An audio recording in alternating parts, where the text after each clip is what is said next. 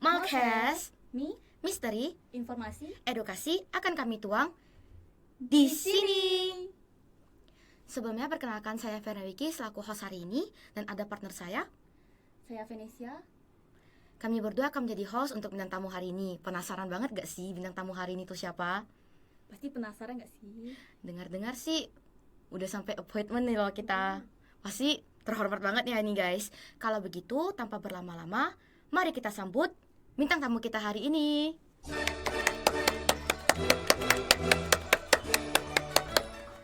Sebelumnya, Miss boleh perkenalkan diri dulu, Miss? Oh ya, selamat siang semuanya. Saya Ibu Mariati, Kepala Sekolah SMA Maitreya Wira Batam. Senang sekali hari ini diundang menjadi narasumber untuk podcast. Terima kasih. Sama-sama Miss Mar, kami juga terhormat sekali Miss Mar bisa bergabung dengan kami jadi narasumber podcast kali ini. Kami nih banyak yang penasaran banget loh Miss Mar sama Miss Mar. Kemarin kita denger-denger banyak banget yang nanya nih, experience Miss Mar sebelum menjadi kepala sekolah tuh gimana tuh kehidupannya?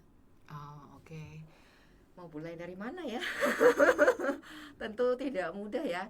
Sebenarnya dulu perjalanan karir waktu kuliah sudah sambil kerja, dan waktu itu memang di pendidikan. Jadi pernah menjadi guru untuk tingkat sekolah dasar selama 5 tahun di SD Metodis di Medan. Nah, jadi itu sampai selesai kuliah. Setelah selesai kuliah, mencoba mengganti profesi ke perusahaan. Jadi berada di perusahaan menjadi sekretaris selama kurang lebih 17 tahun kayaknya, karena betah di sana ya.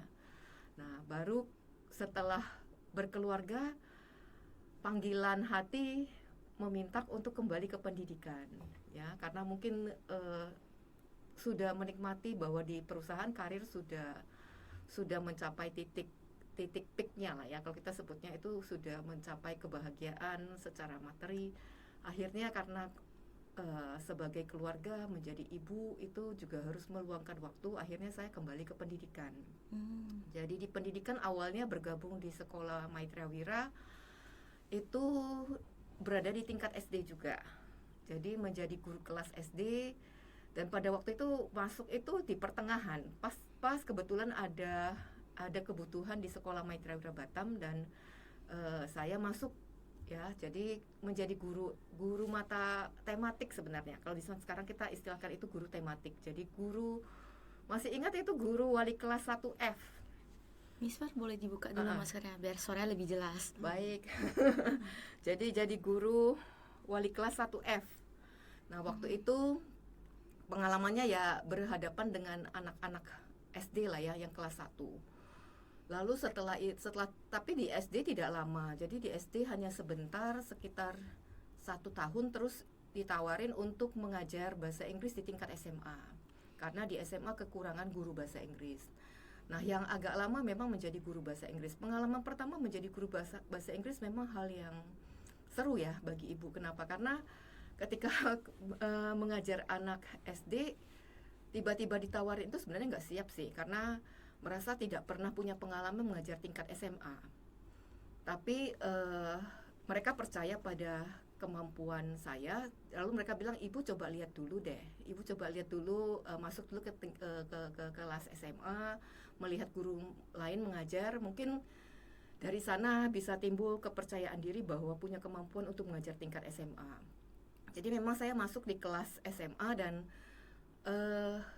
akhirnya saya berpikir ya tidak susah ya ternyata ya mengajar anak SMA, karena jadi pede melihat anak-anak, dan mereka welcome banget ya, welcome banget. Kenapa? Karena ya mungkin sesuatu yang baru, yang juga first time bagi ibu ketika masuk dan berkomunikasi dengan anak-anak SMA. Jadi akhirnya jadi setuju, padahal awalnya itu kayaknya kagak mau gitu ya, tapi akhirnya juga setuju untuk ditempatkan di SMA. Jadi di SMA menjadi wali kelas dan menjadi guru bahasa Inggris kurang lebih 2-3 tahun kalau nggak salah. Ya, setelah itu baru menjadi kepala bagian kesiswaan. Nah, itu setahun baru kemudian jadi wakil kesiswaan. Setelah jadi wakil kesiswaan, cukup lama lah jadi wakil kesiswaannya. Kayaknya kesiswaan selama 5 tahun. Nah, baru ketika kita SMA pindah ke gedung baru, karena kan dulu SMA-nya itu bergabung di gedung SD. Nah, sekarang ketika sudah sekolahnya itu sudah lebih banyak muridnya, kita pindah ke gedung baru dan ibu diminta untuk menjadi kepala sekolah. Jadi sekarang sudah kurang lebih 10 tahun lah yang menjadi kepala sekolah tanpa terasa. Ya, jadi pengalamannya sepertinya itulah. Udah lama banget jadi kepala sekolah. Iya. Experience-nya bener-bener banyak ya Bu ya. Artinya berjenjang, gak langsung jadi kepala sekolah. Terus juga dilihat Ibu juga dari SD sampai SMA juga banyak ngajar ya Bu. Ya, mungkin seperti itulah. Tapi ya seperti itu. Cuman sekarang karena sudah tidak mengajar, saya jadi merasa kehilangan sekali. Maksudnya itu ya beda banget ya. Sekarang malah merindu sekali ingin mengajar jadi guru biasa aja. Karena komunikasi sama murid jadi berkurang ya. Karena sekarang malah merasa ketika menjadi kepala sekolah itu merasa tidak se-happy menjadi guru ya. Nggak tahu sosok kepala sekolah itu dilihat sebagai sosok yang ditakuti ya, kali kalimatnya itu seperti tanda kutip ditakuti.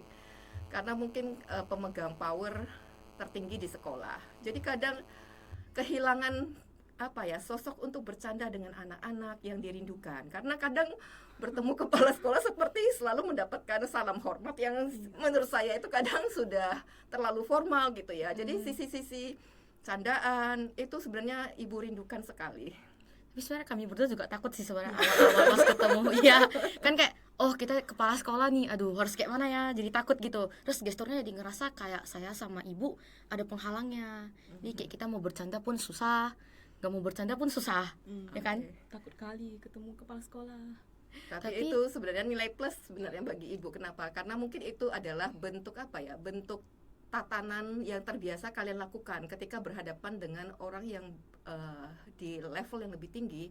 Kita lebih ada kehati-hatian dan rasa hormat yang berbeda.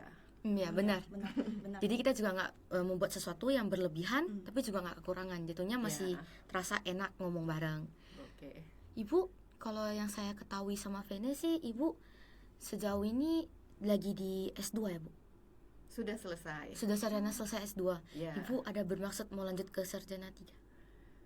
Saat ini tidak terpikir. Kenapa? Karena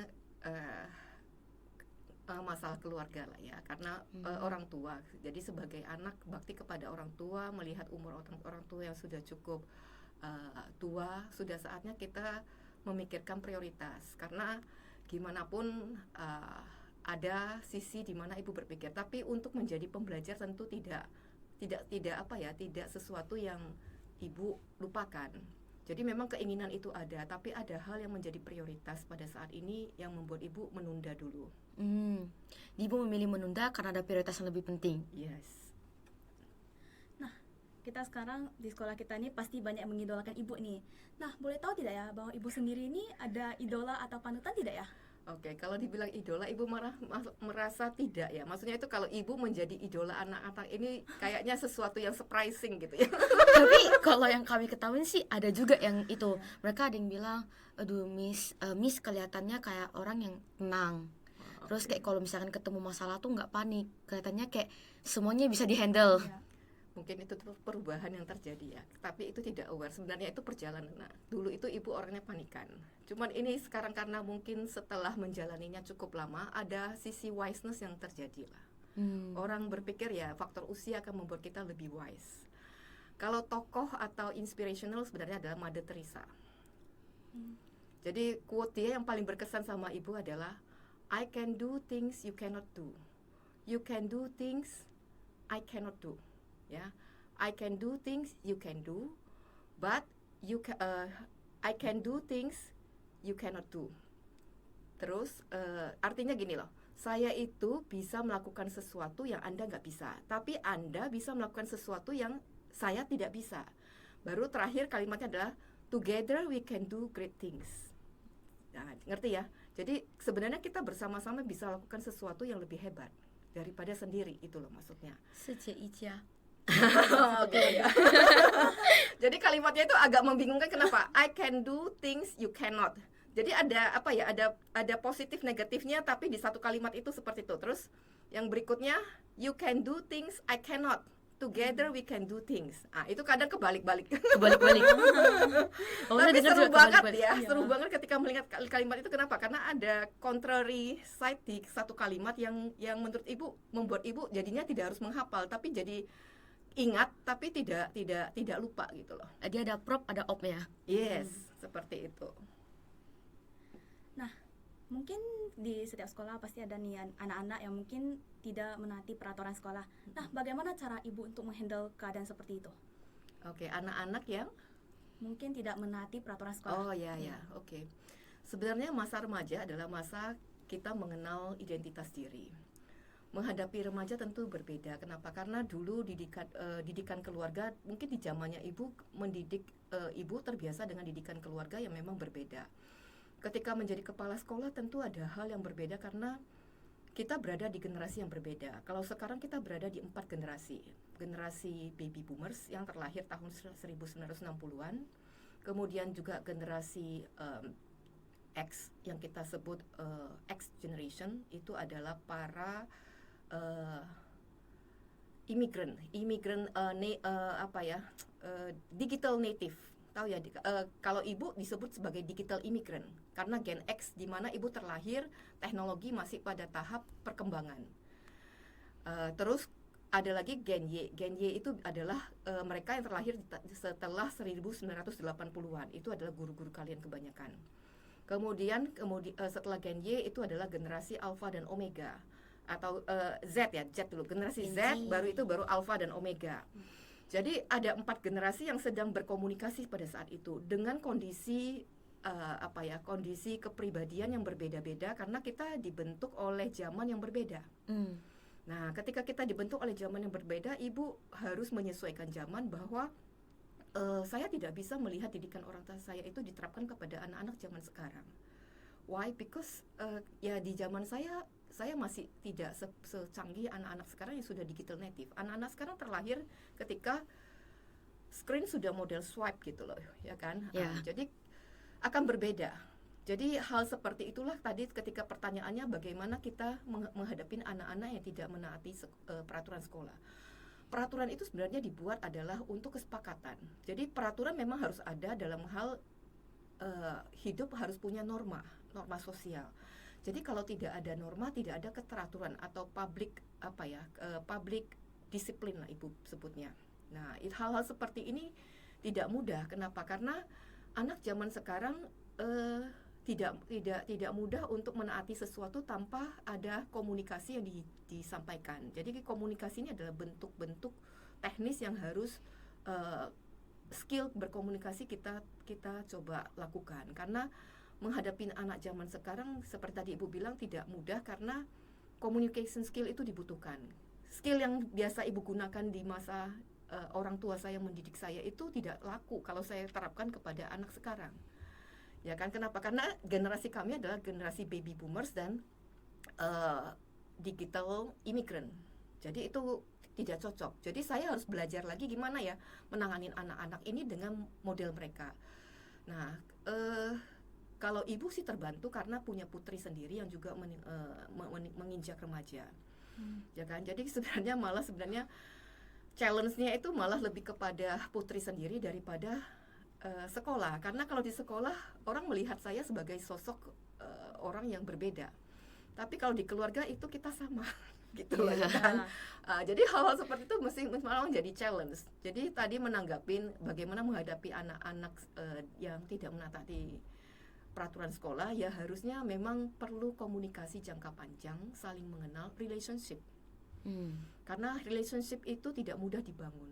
Orang yang serumah kita saja punya ikatan saudara, kita bisa konflik gitu loh. Apalagi yang tidak sekeluarga gitu loh. Jadi challenge-nya adalah di relationship dan communication menurut ibu. Nah, hal-hal tentang teknis ya tentu harus ada keseimbangan dalam hal bagaimana hal-hal yang dimana kita harus bersikap, apakah kita harus berbicara dengan tegas, berbicara dengan kondisi konsistenan yang dibutuhkan. Nah, itu juga perlu penyeimbangan. Karena ketika kita ingin konsisten tapi kita masih dalam kondisi emosi, mungkin kita nggak bisa terapkan itu pada saat itu. Jadi hal-hal seperti ini tentu ya kalau kembali lagi pada self management kita lah. Jadi itu juga selain membangun relationship dengan orang lain, membangun relationship dengan diri kita sendiri. Nah, jadi hal seperti itu yang mungkin menurut Ibu bagaimana menghadapi mereka? Ya menghadapinya ya tidak short term, tapi ya memang butuh long term. Pasti perlu waktu yang lama banget. Terus communication skill bener-bener diperluin ya Bu? Ya, sebenarnya ya benar. Kalau kalian pernah berada di kepemimpinan Ibu yang pertama itu mungkin orang-orang menilai Ibu dengan kondisi yang berbeda. Karena ketika Ibu menjadi kepala sekolah pertama kali juga berada pada kondisi berproses, minim pengalaman. Jadi ada hal-hal keputusan kadang salah diambil dan menjadi satu refleksi diri tersendiri. Nah, jadi itu hal yang paling berarti lah ya ketika kita belajar Belajar dari kesalahan untuk jadi better of ourselves. Yes. Tapi benar sih, better communication tuh benar-benar diperluin kalau menurut saya sendiri. Venia juga ngerasa? Ngerasa lah, pasti perlu. Soalnya kami ngerasa kalau misalkan generasi ibu sama generasi kami tuh bedanya jauh, which pemahaman kami tuh beda-beda. Terus kami ngerasa kadang kami mau berkomunikasi dengan guru tapi pemahaman yang berbeda, jadinya ngerasa miscommunication-nya selalu terjadi nih. Miscommunication terjadi, akhirnya kami ngerasa gurunya gak mengerti kami gak mengerti gurunya. Karena kita berusaha untuk tidak komunikasi lagi dengan guru itu. Karena ketika kami salah, gurunya juga gak tahu kami kalau itu kami salah. Kami juga gak tahu kalau kami itu salah. Nah, hubungannya makin menjauh gara-gara miscommunication ini. Oke. Mungkin ada tambahan satu, toleransi gender. Jadi sepertinya kita berkomunikasi tidak hanya kalau kita juga harus mengenal toleransi gender, artinya cara male and female berkomunikasi juga beda. Oke, jadi ada hal-hal itu juga sama. Ketika Ibu menjadi kepala sekolah juga sama.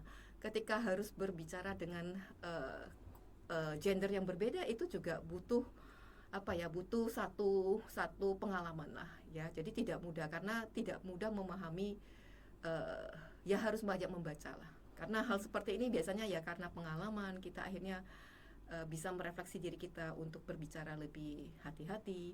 Ya, tapi hidup adalah pengalaman. Jadi ya belajarnya ya nggak putus lah ya. Jadi kadang setiap hari akan bertemu dengan pengalaman baru sih sebenarnya. Kita mau hidup sama-sama belajar sih sebenarnya. Iya. Soalnya saya juga anak baru ke SMA MW, adaptasi sambil berproses belajar. Venia juga sebelumnya kan SD-nya kan juga dari luar. Ini semuanya berproses belajar bareng sih sebenarnya. Terus Miss Mar punya suatu experience yang mungkin bisa dibilang menjadi experience yang sangat dikenang gitu, tapi dalam bentuk mengajar di bahasa Inggris. Dulu itu yang sering dikenang itu adalah bingung ketika harus mencari materi yang menarik buat anak, peserta didik. Setiap guru tentu ingin dirindukan oleh peserta didiknya. Mana ada guru yang maksudnya masuk kelas itu nggak bisa tidak bisa membuat anak-anak senang gitu ya. Jadi sebagai sosok guru ketika menjadi guru bahasa Inggris, saya juga kepinginnya ini apa yang menarik ya buat peserta didik ya. Jadi kadang kehilangan bahan dan materi. Kenapa? Karena mungkin sisi Ibu kadang karena usia kadang jadi nggak tahu nih anak-anak ini sekarang modelnya suka apa ya gitu ya. Jadi kayak bingung gitu mencari bahan. Jadi pernah sekali itu saya suka menonton pas pada waktu itu saya mencari bahan tentang pembelajaran dan saya mengambil videonya itu adalah tentang pas itu kerajaan Inggris. Jadi kalau di Inggris itu pas Pangeran William atau pangeran kan ada William dan itu lagi menikah. Jadi itu kan kondisinya kan adalah acara yang memang besar-besaran dilakukan di negara itu. Yeah. Dan saya tertarik dengan berita itu. Lalu saya putarkan di kelas kepada anak-anak ya. Jadi mereka langsung, jadi kayaknya 2 kali pertemuan saya tidak aware saya putarin itu. Jadi mereka jadi berpikir, ini Bu Mar ini kok suka kali ya ngambil cerita kerajaan royal seperti ini gitu loh. Nah, jadi itu spontan disampaikan mereka. Mungkin itu menurut mereka tidak menarik. Jadi saya jadi berpikir, wah ternyata yang menarik buat saya belum tentu menarik buat mereka. Nah mungkin itu kesan. Terus yang kedua yang berkesan sekali itu adalah ketika membawa anak-anak lomba debat bahasa Inggris. Jadi sekolah kita sebenarnya punya anak-anak yang tingkat kemampuan bahasa Inggrisnya bagus. Nah, ketika pertama kali mendampingin mereka itu, first time experience itu kepinginnya kan pasti menang ya. Iya. Ya kepinginnya itu menang gitu loh. Jadi saya itu ya mendampinginya itu sampai segitunya, saya tidak sadar saya itu overload, terlalu exaggerating, membuat dia terlalu berlebihan mengajarin dia gitu loh. Padahal sebenarnya itu saya hanya perlu mendampingin dia, tidak perlu harus memikirkan bahwa, jadi karena saking kepinginnya menang ya saya terlalu serius sampai saya maksudnya itu tidak memberi ruang dia untuk berusaha sendiri. Oke, jadi dia juga jadi tergantung. Kenapa? Karena dia berpikir guru kan lebih pintar gitu ya. Jadi dia jadi punya ketergantungan seperti itu. Akhirnya saya baru menyadari itu ketika saya mendampingin yang kelompok. Jadi ketika anak itu dulu yang pertama lombanya individu. Yang kedua itu lombanya berkelompok. Jadi yang berkelompok ini karena juga rutinitas sudah mulai tinggi, tidak sempat pendampingan. Jadi mereka akhirnya tanpa saya sadarin itu berkelompok sendiri, mengarrange sendiri, dan muncul sendiri. Jadi saya hanya pendampingan ketika mereka sudah mau di lomba. Jadi ada rasa bersalah, maksudnya saya nggak, tapi itu terjadi karena saya merasa bersalah nggak bisa mendampingi mereka penuh. Tapi justru itu adalah peluang buat mereka untuk tidak tergantung kepada saya. Nah, jadi mereka akhirnya ngerjakan sendiri dan mereka berhasil dan yang paling senang itu adalah ketika mereka menikmati sendiri ketika tanpa kehadiran saya, ketika saya hanya hadir di porsi ketika mereka tampil. Jadi saya baru menyadari mereka hanya butuh saya hadir, saya tidak perlu harus terlalu mengintervensi kebutuhan mereka.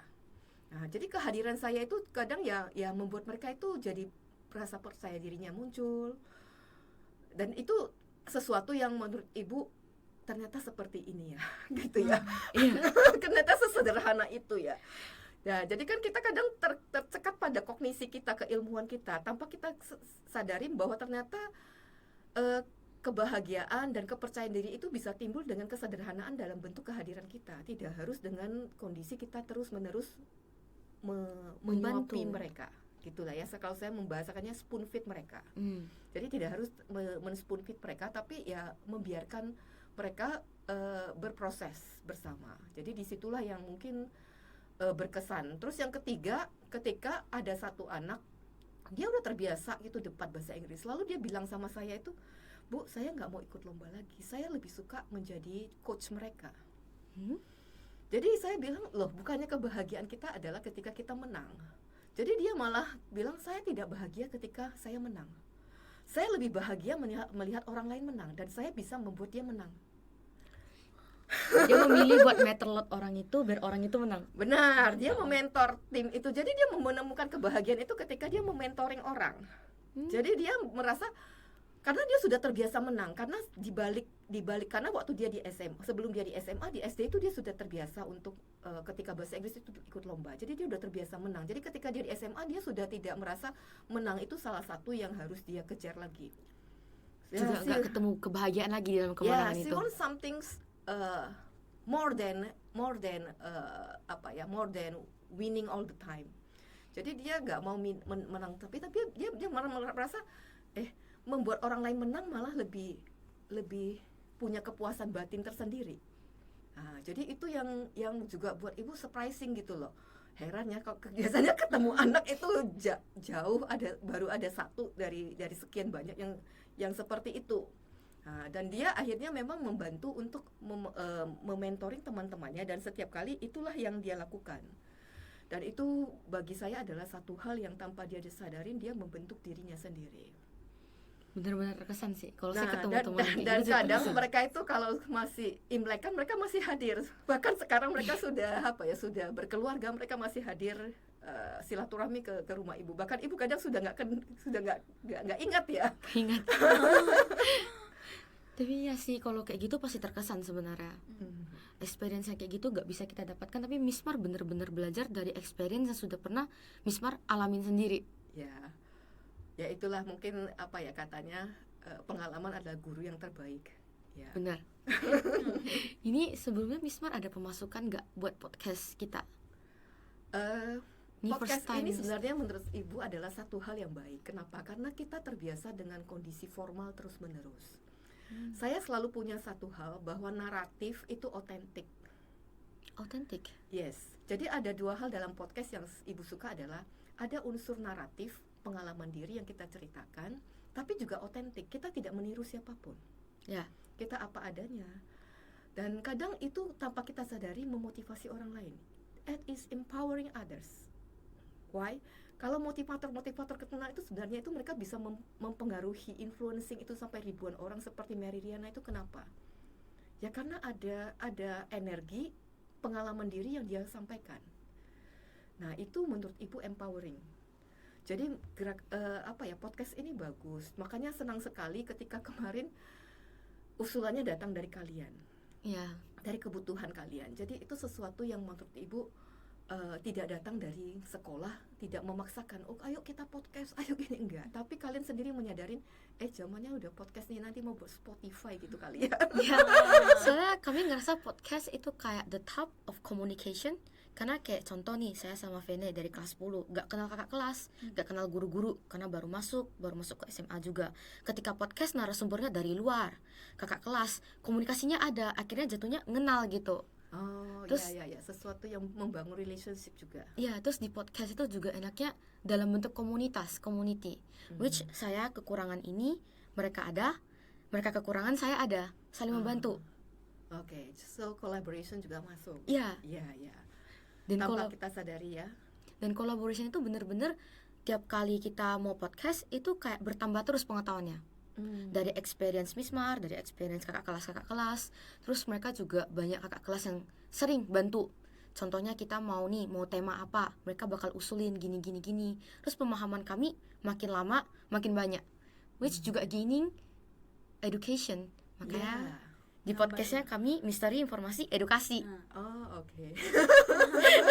Berarti sinkron ya. Iya. Tanpa kita sadari sinkron dengan apa yang sudah kalian punya misi ke depannya ya, seperti itu. Jadi visionnya sudah ada kalau menurut Ibu.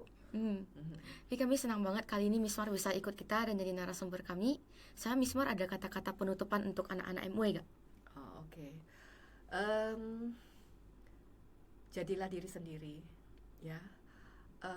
Hebat itu ada pada diri kita sendiri. Jadi hebat itu tidak harus tergantung pada pandangan orang lain, tapi pada diri kita sendiri ya. Jadi kalau kita mengelola diri kita dengan baik, kita sudah hebat sebenarnya. Oke, terima kasih. Terima kasih Ibu. Ya.